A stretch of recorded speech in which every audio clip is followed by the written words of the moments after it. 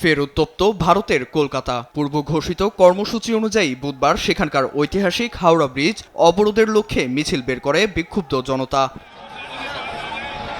ভারতীয় জনতা পার্টি বিজেপির নেতৃত্বে গেরুয়া পতাকা হাতে এই মিছিল বের হয়। মিছিলটি হাওড়া ব্রিজের সামনে যেতেই তৎপর হয় আইনশৃঙ্খলা বাহিনী।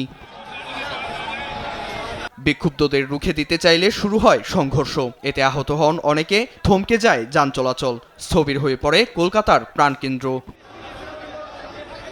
মূলত বাংলাদেশের ময়মনসিংহে যুবককে পুড়িয়ে হত্যার প্রতিবাদে টানা কয়েকদিন ধরে উত্তপ্ত ভারত। শুধু বিক্ষোভকারী নয়, প্রতিবাদ মিছিলে অংশ নেন ভারতীয় আইন প্রণেতারাও। বিক্ষোভগুলোর নেতৃত্বে দেখা যায় দেশটির ক্ষমতাসীন দল বিজেপি সহ বিশ্ব হিন্দু পরিষদ, হিন্দু জাগরণ মঞ্চ ও বজরং দলের মতো কট্টর সংগঠনকে। অন্যদিকে বাংলাদেশ আইনশৃঙ্খলা বাহিনী দীপু হত্যাকাণ্ডে জড়িত বেশ কয়েকজনকে আটক করেছে, প্রতিশ্রুতি দিয়েছে যে কোনো সহিংসতা দমনে কঠোর পদক্ষেপ নেয়ার।